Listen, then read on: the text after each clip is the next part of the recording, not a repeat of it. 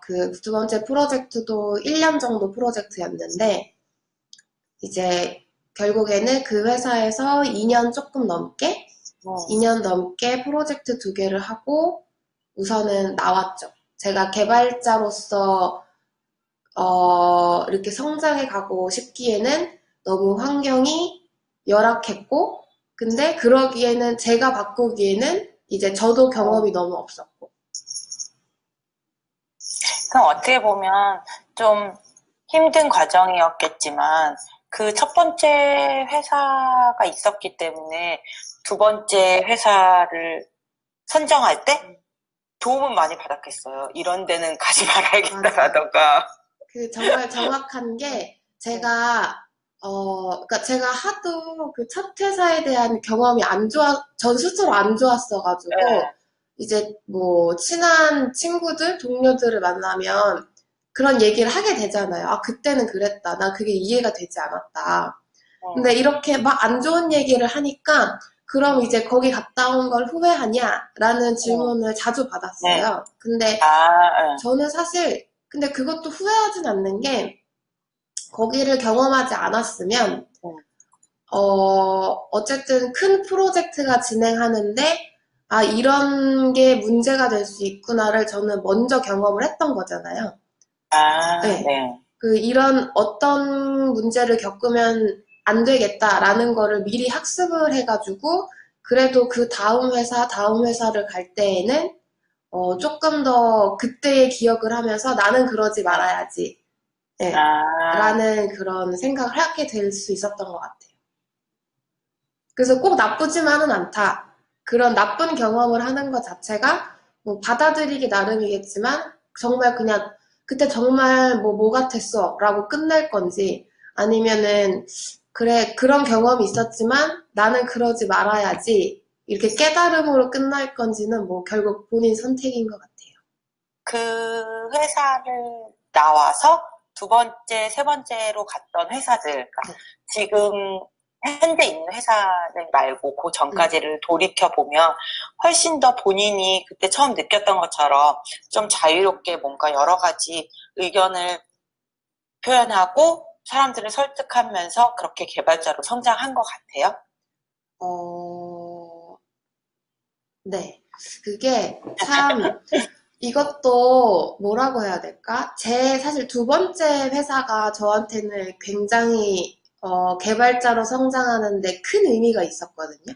네, 왜냐하면 그 두 번째 회사는 정말 우연한 기회로 가게 됐던 스타트업이었고, 네, 그러니까 그 스타트업을 가기 전에는 저는 이제 다시 어느 회사를 가야 할까 이렇게 생각을 하잖아요, 사람이.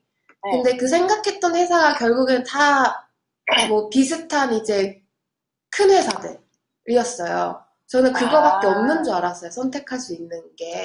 네, 근데 우연하게 이제 선배가 CTO로 계셨던 스타트업을 가게 됐는데 그때 처음 아 스타트업이란 게 있네를 알았고 와, 네. 그래서 스타트업을 가봤는데 너무 처음에 당황스러웠던 게 그 전 회사에서는 너무 이제 말을 한다고 이렇게 구박을 받았는데 그 두 번째로 갔던 스타트업에서는 말을 안 해서 이렇게 말 좀 하세요. 아, 의견을 내세요. 이렇게 하는 분위기였어요.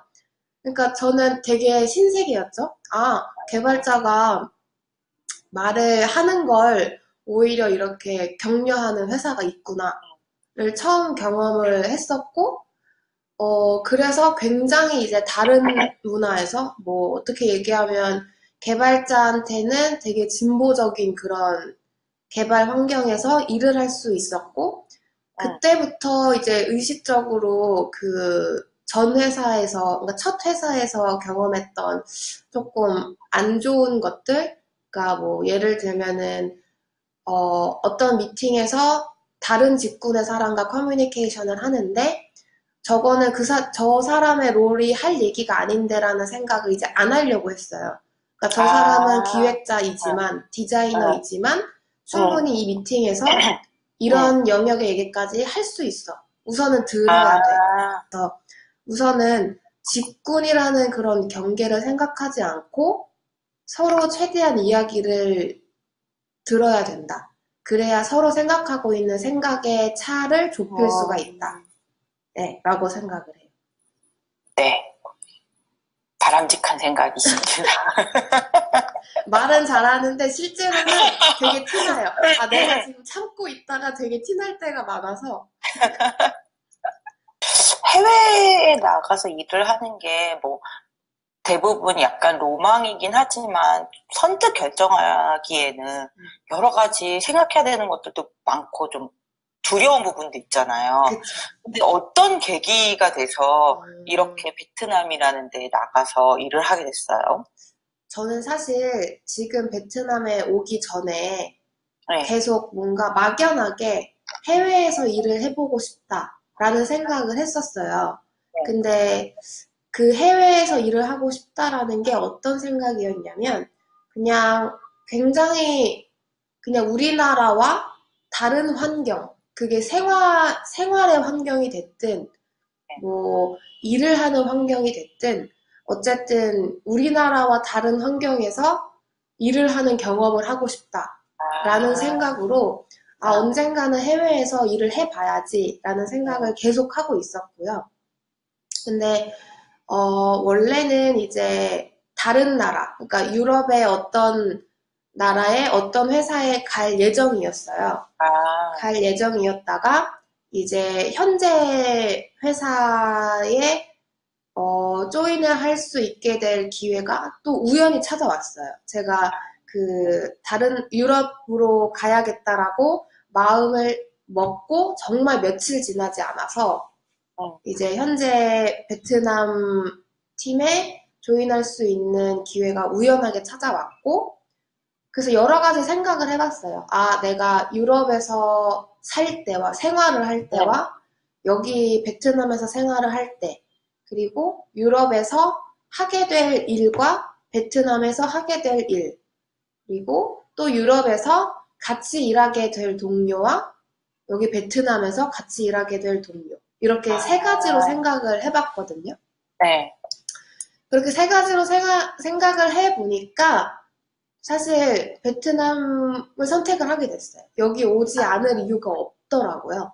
그래서 뭐 일도 사실은 제가 더 좋아하는 성격의 일을 할 수 있는 곳이었고 생활도 유럽을 가게 되면 정말 밑바닥부터 제가 다 알아보고 뭔가 이렇게 발품을 팔아야 되는 상황이었는데 네. 그러기에 사실 겁이 나기도 했었거든요. 내가 잘 할 수 있을까? 사기당할 것 같은데 분명히 이런 생각도 있고 근데 여기는 이제 생활적으로 먼저 이제 프로젝트를 하러 오신 분들이 계셔서 그분들의 도움을 받을 수 있는 상황이었고 그리고 사람들도 이제 제가 원래 같이 일해보고 싶다라고 생각을 했던 분이 계셨어요. 저기 현재 계세요.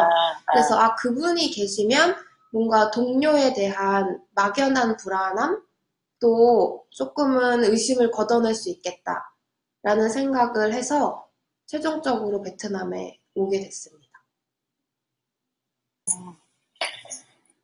최근에 뭐 일적으로도 그렇고 그냥 삶에서도 그렇고 제일 관심 갖고 있는 게 어떤 거예요? 제일 관심을 갖고 있는 거는 우선은 내가 이제 개발자로서의 저를 생각을 했을 때에는 제가 요즘 키워드가 스스로에게 왜예요. 왜? why? 네. 이걸 스스로 계속 던지고 있어요. 그러니까 뭔가 일을 할 때, 그리고 개발을 할 때, 누군가와 미팅을 할 때, 나는 저 사람이 하는 말을 항상 저 사람이 이런 걸 해달라고 하면 그걸 왜 해야 되지? 를 생각을 하려고 하고, 그리고 누군가, 이거 그때 안 된다고 했는데, 라는 말을 하면, 나는 그때 왜 안 된다고 했었지? 그리고 스스로 내가 어떤 뭐 개발을 할 때 이런 기술을 선택을 했을 때에도 나는 왜 이거를 선택을 한 거지? 스스로 이렇게 좀 질문을 던지려고 하고 있어요. 근데 그게 뭐라고 해야 될까?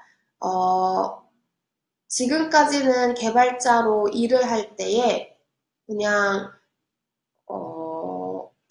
프로덕트가 완성되기 위해서 내가 선택하는 것들에 대해서 별로 의문을 갖지 않았어요. 그러니까 이거는 이 정해진 기간 내에 이 기능이 빨리 나오면 돼가 저한테는 첫 번째였거든요. 나는 빨리 서비스를 하고 싶으니까. 근데 그러다 보니까 안 좋은 습관이 생긴 것 같더라고요, 스스로. 그러니까 뭔가 새로운 거 기능 개발을 할 때에 나는 어떻게 하면 이거를 빨리 할 수 있을까에만 초점이 맞춰져 있는 것 같아요, 스스로. 근데 뭐 물론 빨리 하는 거에 초점이 맞춰질 때가 필요할 때도 있는데 이게 개발자로 사고하는 데에는 그거로는 부족하다라고 생각을 하거든요.